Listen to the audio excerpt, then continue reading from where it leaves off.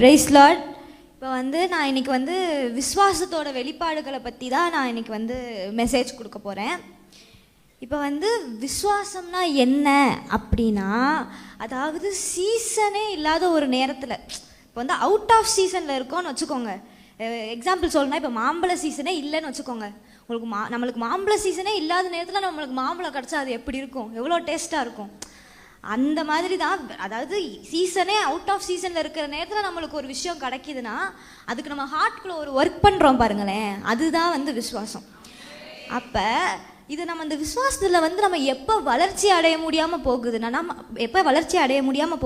நம்ம வார்த்தைகளை எப்போ அதாவது வார்த்தைகளை தவறான கருத்துக்களை நம்ம கேட்கும் போது தான் விசுவாசத்தில் நம்ம வளர்ச்சி அடைய முடியாமல் போகுது. அப்போது நம்ம எவ்வளோக்கு எவ்வளோ வார்த்தைகளை கேட்குறோமோ, எவ்வளோக்கு எவ்வளோ வார்த்தைகளை கூர்மையாக கேட்குறோமோ, அவ்வளோக்கு எவ்வளோ நம்மளால் விசுவாசத்தில் பெருக முடியும். அதாவது ரோமர் 10:17 பார்த்தீங்கன்னா அதில் எழுதியிருக்கோம், விசுவாசம் கேள்வினாலே வரும் அப்படின்னு எழுதியிருக்கோம். அந்த கேள்வின்றதுக்கு அர்த்தம் என்னன்னா, இங்கிலீஷில் பார்த்தீங்கன்னா faith comes from hearing the message அப்படின்னு இருக்கும். ஹியரிங் த மெசேஜ், அதாவது நம்ம வார்த்தைகளை கேட்க கேட்க தான் நம்ம விசுவாசத்தில் வளர்ச்சி அடைய முடியும். இப்போ நம்ம நிறைய பேர் எப்படின்னா, நம்ம எப்பவுமே விசுவாசத்தில் தானாக வளர்ச்சி அடைஞ்சிருவோம் அப்படின்னு நம்ம நினைக்கவே கூடாது. ஏன்னா விசுவாசத்தில் வளர்கிறதுக்கு நம்மளுக்கு, அதாவது ஒரு நோக்கத்தோடு நம்ம இருந்தால் தான் விசுவாசத்தில் நம்மளால் வளர்ச்சி அடைய முடியும். அப்போது நம்ம பார்த்தோம்னா, நம்ம பைபிள்லே பார்த்தோம்னா, விசுவாசம் என்ற மேட்டரை வச்சு நிறைய பேர் ராஜ்யங்களே ஜெயிச்சிருக்காங்க. அந்த மாதிரி அதில் ஒரு முக்கியமான கதை தான் தாவீது கோலியாத்து கதை. தாவீது ஒரு சாதாரண ஆடு மேய்க்கிற ஒரு மனிதர், ஒரு சின்ன வயசு ஆள். அப்போ அவர் ஒரு சின்ன இம்மாத்துண்டு கல் தாங்க, இவ்வளோன்ட்டு கல், ஒரு இத்தினூண்டு கவட்டை, அதை வச்சு அவ்வளோ பெரிய கோலியாத்தை அவரால் வீழ்த்த முடியும் அப்படின்னு அவர் அந்த விசுவாசம், அந்த பலம் இருக்குது பார்த்தீங்களா, அந்த கோலியாத்தை வீழ்த்துறதுக்கு அந்த பலம் அந்த கல்லுலையோ இல்லை அந்த கவட்டையிலையோ இல்லை தாவீதுகிட்டயோ இல்லை, அவர் வச்ச அந்த விசுவாசத்துலேருந்து தான் அந்த பலமே இருக்குது. அப்போ நம்ம அந்த அளவுக்கு அதெல்லாம் வேற லெவல் விசுவாசம். அந்த லெவல் விசுவாசத்தை அந்த லெவல் விசுவாசம் நம்ம அடையிறதுக்கு அவ்வளோ நம்ம வார்த்தைகளை கேட்க வேண்டியது இருக்குது. இப்போ நம்மளை நம்ம புரிஞ்சுக்க வேண்டிய விஷயம் என்னென்னா, நம்மளை தண்ணி தெளித்து விட்றதுக்காகவோ நம்மளை தனியாக ஒதுக்கி வைக்கிறதுக்காகவோ ஆண்டவர் விசுவாசத்தை உருவாக்கலை. விசுவாசத்தை அவர் உருவாக்குனது காரணம் நம்மளோட சேர்ந்து இன்வால்வ் ஆகி ஒர்க் பண்ணணுன்றதுக்காக தான் விசுவாசத்தை உருவாக்கியிருக்காரு. அப்போ நம்ம என்ன பண்ணணும்னா, நம்மள்ட்ட அவர் என்ன சொல்கிறாருன்னா, நம்மளை ஜஸ்ட் ஒரு 1% எப்பா நீ ஒரு % போடுப்பா, மிச்சம் 99% அப்பா நான் பார்த்துக்கிறேன் அப்படிங்கிறாரு. அதாவது நீங்கள் அந்த 1% ஸ்டெப்பை நீங்கள் எடுத்து வச்சாலே போதும், மிச்சம் 99% முடிஞ்சிருச்சு, அவ்வளோதான் அப்படின்னு இருக்கப்ப. இப்போ அதில் ஒரு நல்ல ஒரு எக்ஸாம்பிள் என்னென்னா, இப்போ நீங்கள் ஒரு இன்டர்வியூக்கு போகிறீங்கன்னு வச்சுக்கோங்க. நீங்கள் ஒரு இன்டர்வியூக்கு போகிறீங்க, நாளைக்கு ஒரு இன்டர்வியூ இருக்குது. நீங்கள் நம்ம எதுவுமே ப்ரிப்பேரே பண்ணல, நம்ம நல்லா தூங்கி எந்திரிச்சிட்டோம், அடுத்த நாள் எதுவுமே ப்ரிப்பேர் பண்ணாமல் நம்ம போகிறோம்னு வச்சுக்கோங்களேன். அப்போ நம்ம அந்த அந்த இன்டர்வியூவில் நம்ம செலக்ட் ஆகலைன்னா நம்ம உடனே நம்மளால் இது ஒரு வேளை ஆண்டவரோட சித்தம் இல்லை போல், இது அதனால தான் எனக்கு இது நடக்கலை அப்படின்னு நம்மளால் சொல்லவே முடியாது. ஏன்னா ஆண்டவரோட சித்தமே நம்ம பழுகி பெருகி ஆசீர்வாதமாக இருக்கிறது தான் ஆண்டவரோட சித்தமேன்றப்ப நம்மளால் அப்படி சொல்ல முடியாது.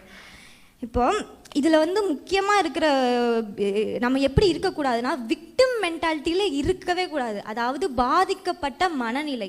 எப்படின்னா, அந்த காரணங்கள் நம்மளை அடுக்கவே கூடாது. எனக்கு இதனால தான் இப்படி ஆகிப்போச்சு, இந்த ஒரு காரணத்தினால எனக்கு இது நடக்காமல் போயிடுச்சு அப்படின்னு நம்ம காரணத்தை எண்ணக்கூடாது.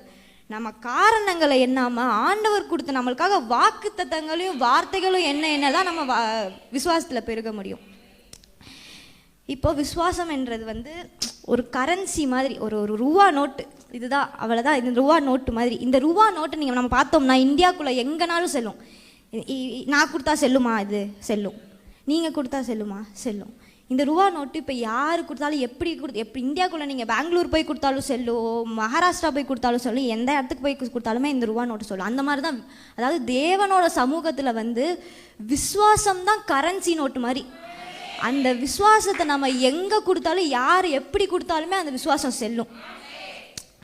இப்போ என் ஃப்ரெண்ட்ஸ் நிறைய பேர் சொல்லுவாங்க, நான் வந்து என்னை சிபிஎஸ்சியில் சேர்த்துருந்தாங்கன்னா நான் இவ்வளோ மார்க் வாங்கியிருப்பேன், அதே ஏதோ வாங்குற மாதிரி சொல்லுவாங்க. என்னை இந்த காலேஜில் போட்டிருந்தாங்கன்னா நான் வந்து 95% எடுத்திருப்பேன். இங்கேயே 55% தான் எடுப்பாங்க, அங்கே போய் 90% நீங்கள் பார்ப்போம் சரி அப்படின்னு இருக்கும். அதாவது இதில் ஒரு நல்ல எக்ஸாம்பிள், இப்போ ஒன்றும் இல்லை, ஒரு மழை நம்ம வெளியே மழை பெய்யுதுன்னு வச்சுக்கோங்களேன், நல்லா மழை பெய்யுது, அந்த மழையில் நனையணும்னு நீங்கள் ஆசை, அது ஆண்டவர் கொடுக்குற மழை, அந்த மழையில் நீங்கள் நனையணும்னு ஆசைப்பட்டு போகிறீங்க. அப்போது அந்த மழை வந்து, அதாவது நீங்கள் வந்து இல்லைப்பா உங்ககிட்ட கார் இல்லை, உங்கள் மேலே மழை தண்ணி படாது அப்படின்னு சொல்லிடுவார். மழை தண்ணி உங்கள் மேலே பெய்யாமல் போயிடப்போதா என்ன, இல்லை உங்கள்கிட்ட இது இல்லை அப்படின்னு மழை பெய்யாமல் போயிடப்போதா என்ன. ஆண்டவர் ஒருக்கா உங்கள் மேலே மழை பெய்யணும் அப்படின்னு முடிவு பண்ணிட்டார்னா அந்த மழை பேஞ்சு தான் ஆகும், அதை யாராலையுமே மாற்ற முடியாது. அதை நம்ம எவ்வளோக்கு எவ்வளோ விசுவாசிக்கிறோமோ அவ்வளோக்கு எவ்வளோ நம்ம விசுவாசத்தில் பெருக முடியும். இப்போ இன்னொரு விஷயம் என்னென்னா, நம்ம வந்து அழுது ஆண்டவரே எனக்கு இது நடக்க மாட்டேங்குது அப்படின்னு அது அழுகிறது நான் தப்புன்னு சொல்ல, அது வந்து நம்ம எமோஷன்ஸை வெளியே விடுறது நல்லது தான். ஆனால் நம்ம அதுலேருந்து உடனே ஷிஃப்ட் ஆயிடணும். அப்போ அதாவது நான் என்ன சொல்ல வரேன்னா, கண்ணீர் வந்து ஆண்டவரை அட்ராக்ட் பண்ணவே பண்ணாது. எது அட்ராக்ட் பண்ணால் விசுவாசம் தான் ஆண்டவரை அட்ராக்ட் பண்ணும். இதில் வந்து ஒரு நல்ல எக்ஸாம்பிள்னா அண்ணாளோட கதை. அண்ணாள் வந்து அவங்களுக்கு வந்து குழந்தை இல்லைன்னு சொல்லிட்டு அவங்க அவ்வளோ ஒரு துக்கமான ஒரு நிலைமையில் துக்கமான ஒரு ஸ்டேட்டில் இருந்திருக்காங்க. அப்போது அவங்க வந்து அந்த ஒரு நொடியில் அவங்க அன்னைக்கு ஆண்டவரோட பிரசனத்துக்குள்ளே போயிட்டு அவங்க வெளியே வந்த உடனே அந்த துக்கம் ஒரு துக்கம் இல்லை அவங்க முகத்தில். ஏன்னா அவங்களுக்கு தெரிஞ்சிருச்சு. அதாவது நம்ம வந்து விசுவாசத்தை பொறுத்த வரைக்கும் நம்ம வந்து துக்கம், அதாவது இது நடக்குமோ நடக்காதோ அப்படி இருக்க பிற துக்கம், அது வந்து விசுவாசம் கிடையாது. நம்ம ஒரு விஷயம் நடக்கிறதுக்கு முன்னாடி இது நடந்துருச்சுன்னு நம்ம நம்புகிறோம் பாருங்களே, அதுதான் விசுவாசம். இப்போ இந்த நம்ம இன்னைக்கு பார்த்த கதைப்படி தாவீதும் அண்ணாளுக்கும் இருந்தது வந்து வேற லெவல் விசுவாசம். அந்த லெவல் விசுவாசம் நம்மளுக்கு வரதுக்கு வந்து நம்ம அந்த அளவுக்கு நம்ம எவ்வளோ வார்த்தைகளை கேட்கணும், எவ்வளோ நம்ம ஆண்டவருக்குள்ளே போகணுன்றதை நம்ம தெரிஞ்சுக்கணும். நம்மளோட சபை பேரே விசுவாச வார்த்தை சபை தான் அப்படின்னு இருக்கிறப்ப நம்ம எவ்வளோ விசுவாசத்தில் பெருகணுன்றதை நம்ம தெரிஞ்சுக்கணும். இதில் நான் கடைசியாக என்ன சொல்லி முடிக்க விரும்புகிறேன்னா, நம்ம வந்து வருமானத்தில் பெருகிறது உண்மை நல்லது தான். ஆனால் நம்ம வருமானத்தில் பெருகிறதோட விசுவாசத்தில் பெருகிறது வந்து ரொம்ப ரொம்ப முக்கியமான விஷயம். தேங்க்யூ.